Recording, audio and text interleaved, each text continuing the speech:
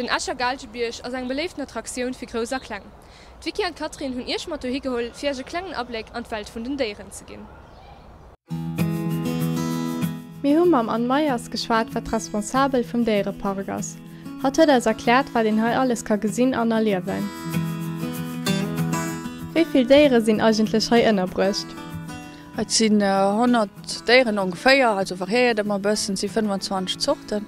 Sinn en Deel dann zum Deel Hausdéieren, Wëlldéieren, Notzdéieren an Lohnbauern Haffer hummer och die allen Hausdéier rassen sech Portuesel gehéiert et zo. Kennt Dir enker kurz ennner Proen erklären? An den Lastjoren ass relativ viel geschitt, weil 2000 Deele vum de Cinquantenaire gefeiert vum Déirepark. An do huet wirklich miss enker ganz Konzept iwwer durchgin, also Mino beim Déier sinn de Kontakt zum Déier Déirepark méi interessant ma wie eng Tëlle oder so einfach net kredin duch den direkte Kontakt. Dat Teech dommer ugefangen Himmelwee anzufügen, wo en ka wirklich bei Déieren rakommen nach Fideren. Ma hunn deels Spielplaze beigebaut, also die dann noch awer ëmmer Kombinationun mat engem Déiere geheescht sinn.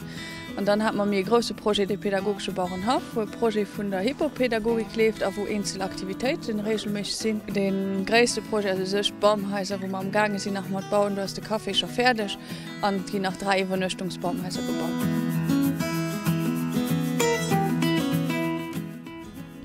Was lief eigentlich alles an der Kulissen auf?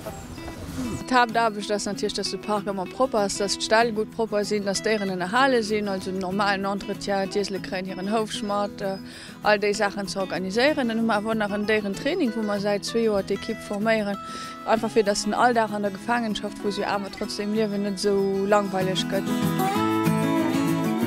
Welche Spezialaktivitäten gehen heute noch für Kinder angeboten? Also deels mal, dass ich eine Feierung reservieren, wo dann 4 Klassen hauptsächlich geduld ist, die können sich ummelden, da können dann eine Feierung kriegen mit verschiedenen Themen, entweder den Himmelweh oder das Gießen oder das Ponyen oder die Dirseln, ein bisschen für da mehr auf ein Thema anzugehen. Dann haben wir auch noch Aktivitäten, wo echt für mich Kleingruppen, Privatleute geduld sind, die gehen dann noch bei dem Internet publiziert und die sind immer ein Thema wie Wollfilzen, hat immer dabei ein Atelier und da kann ich dann auch schreiben.